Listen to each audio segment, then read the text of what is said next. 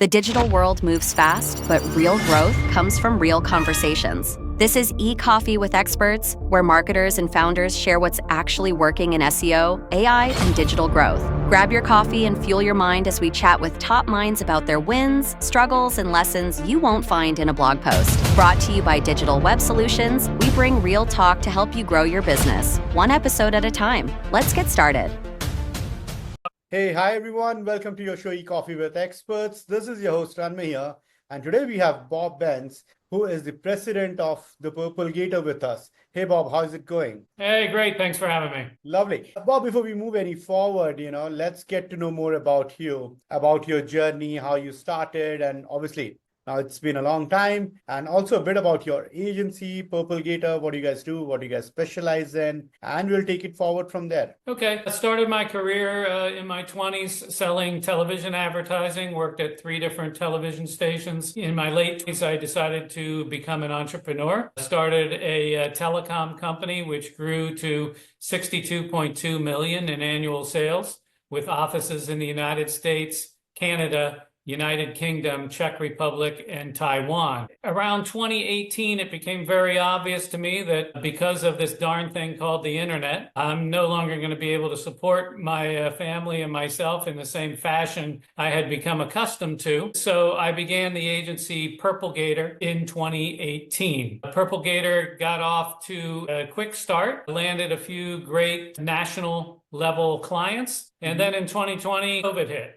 And literally 60% of our business fell out the door within a 1-week period because a lot of the retailers, restaurants, et cetera, were closed up. But as soon as the vaccines came out, people started spending money again, and the agency had some phenomenal growth. We were members of the Inc. 5000, the Philly 100, 11th fastest growing company in the Philadelphia metro area, and also we're the 100 fastest growing by Financial Times. So we're back and doing great since the difficult 2 years of COVID. And Purple Gator as a company is a marketing agency that takes a mobile-first approach and specializes in several areas, but the primary area is recruitment for hard-to-fill jobs. Very nice. The name is certainly distinctive, Bob. I, kind of went through the LinkedIn post of yours talking about how, Purple Gator kind of, got its thing. Shared with our audience, the story behind the name, the Purple Gator. Yeah, 2002, I was over in our London office. And way back. Yeah, 2002. And I noticed that when people's cell phones rang, they rang with a unique ringtone. Back then, the Spice Girls were very popular, and a lot of the phones were ringing with Spice Girl ringtones. I had never seen that concept in North America because Europe at the time was about 4 or 5 years ahead of the United States and Canada in terms of mobile technology. And I brought that idea back to the US, started one of the first online downloadable ringtone sites. It was a huge success. We had 60,000 members paying $9.99 a month to be members of the Ringtone Club. And I had 2 online brands and was just about to start a 3rd brand, which I had reserved the domain Purple Gator for. And we were offered a significant amount of cash and stock to sell that business to a publicly traded company in Ottawa, Ontario, Canada, and we did so. So never launched the Purple Gator site. It just sat in my GoDaddy account for another 12 years until I finally had a use for it when we opened the marketing agency. Very nice, very nice. All right, talking about your, should I say, 3rd line of business, I don't know, but you have mastered recruitment marketing, right? Especially in high churn industries like trucking, healthcare, which is really difficult. So, what do most agencies get kind of dead wrong in that space? Yeah. Right. I'm sorry, that's the answer. Sure. So you have mastered recruitment marketing, especially in, high churn industries like trucking and healthcare. So what do you feel most agencies, kind of get it really wrong in these niches? Yeah, when it comes to targeting recruitment, I think the biggest mistake I see other agencies make when they're dabbling in recruitment and aren't experts in it is that they treat it the same as selling a product. And here we have a lot more emotion involved because you're dealing with a person, a human being who's making a huge decision. Other than choosing your spouse, probably picking your job is probably the second most important thing that you do. And so one of the things that we really emphasize is to use what I call aspirational imagery. With aspirational imagery, you want to look at that video, you want to look at that image and say, hey, that could be me. I really want to strive for that. And, in our country, we have a very, very great diversity of races and nationalities. So if we're targeting a Hispanic person, we certainly want that ad to be in Spanish and have that person look like the Hispanic person. If we're targeting an African-American population, we want to have an African-American in the ad. And having different content that appeals to those target groups is really important. And that's where the aspirational imagery comes in, especially important in recruiting. Lovely. You have seen enough summers and winters in the industry, Bob. Enough Google updates, right? And enough shifts, right? So, which update you kind of feel really, really kind of moved or, was like a transitional shift in the overall digital marketing niche? I'm sorry, which Google updates? Yes. Yeah, I would say the biggest thing that has changed for us is, search engine optimization used to be all about getting a click, and you had the 3 paid listings at the top, then you had 10 organic and 3 more paid down at the bottom. Well, now there's a lot of zero-click searches going on because a lot of times those questions that you're posing to Google are answered by AI at the top. So really, if you can get your client into the map pack and into the AI at the top, that's really a home run for you and really can bring some great amount of traffic to that client. Absolutely. Talking about AI, Bob, what is your go-to AI tool? Well, I use the ChatGPT, and I use it to help me write proposals, write copy. It's interesting. I'm also a university professor, and when ChatGPT came out, at first, the university said anyone that writes in ChatGPT should get a 0 on the assignment. And each year it kind of has gotten a little more liberal in that regard. And now they leave it up to the individual instructors as to how they want to approach it.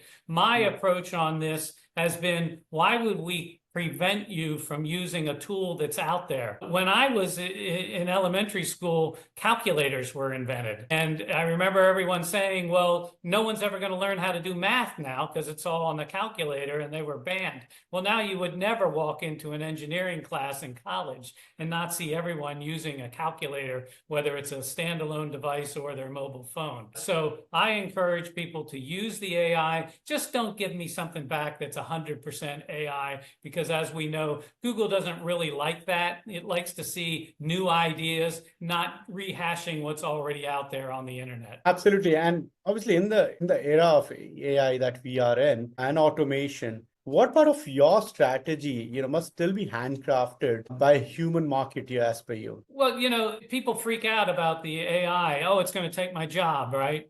Well, it's not going to take your job as long as you learn how to use it better than everybody else, right? So it's just another tool, and we encourage people to continue to use it. I can tell you that as I've used it, I remember when I first started to use it for copywriting, I would say, okay, this is a good start, but let me fix it up. Over time, what I've noticed is AI is as good of a copywriter as I am, if not better. And I take great pride in my copywriting because I've written 3 books, including this one here, Relevance Raises Response. AI has just in 2 years really become, and maybe I'm getting better at knowing how to use it, but it really has become a phenomenal tool for us. Absolutely. And like you mentioned, you are an author. So as an author and thought leader, you have written books, you have in the industry for long now, you have shared your expertise widely, right?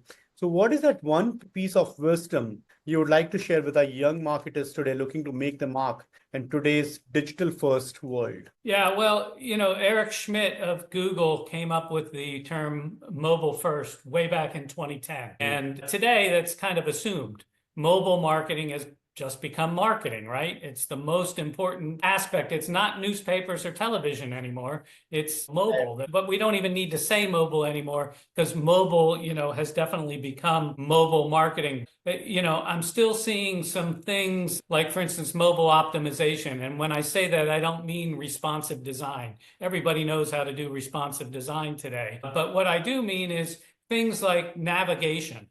Your navigation on mobile should have less options than it does on desktop. So, I've seen a trend when we create a new website, we want to keep it to 4 and definitely no more than 6 options on the navigation because it's cumbersome to work navigation on the hamburger menu at the smaller screen of your mobile phone. The other thing I see is, site speeds become more important than ever. You need to load quicker because a lot of times you're away from Wi-Fi when you're on mobile. You're using your data. So that's another part of it that I think is so important. And then finally, going back to when mobile marketing started, it really was nothing more than text messaging. No one had smartphones yet, so you weren't really marketing to people in that fashion. They were still on flip phones, but the one thing everyone had was texting, and people should not ignore SMS text message marketing. It is the single best return on investment that any customer can do. Lovely. Great, Bob. This has been a great, insightful session. But before we let you go, I would like to play a quick rapid fire with you. I hope you're game. Okay. I'll try and keep my dogs quiet for this one. All right. Your last Google search. It was about you. I wanted to find out who I'd be talking to today. Lovely. All right. What did you do with the first paycheck, Bob? First paycheck of your life? First paycheck of my life, my father owned a floor covering store. I laid tile and carpet. Nice. Now you're laying digital marketing strategies on top of websites. Perfect. Yeah. So where do we find Bob on Friday evenings after office or after work? I'm usually at happy hour. Nice. All right. Your favorite sport? Baseball. Nice. Your next vacation? Doing a Viking cruise in July, I'm going from Budapest to Regensburg, Germany. Brilliant. The last one will not tell you any further. Your celebrity crush. There's a lot of them, but my first crush was your top 3. My first crush as a kid is still my crush today, and that's Diana Ross. All right. Now you got to pick your top 3. So Diana's number 1. Let's go for number 2 and number 3. We're still on crushes? Yes. And of course, my wife is 1A. The rest are all, 1B, 1C, 1D. Yeah. You're not going to promote it. Go for it. Linda Ronstadt was certainly a crush. There we go. The singers from ABBA. All right. Lovely. We're going to promote it everywhere possible, Bob. We're going to promote it everywhere. All right. Thank you so much, Bob, for taking out time to do this with us. This has been a really good session. I'm sure our audience would have loved the energy, the insights shared by you. For them, if they want to reach out to you, how would they do that? You can visit our website at purplegator.com. You can email me, bob@purplegator.com. And you can also go on Amazon and learn more about Relevance Raises Response. All right. Thank you, Bob. Cheers. Thank you for the opportunity.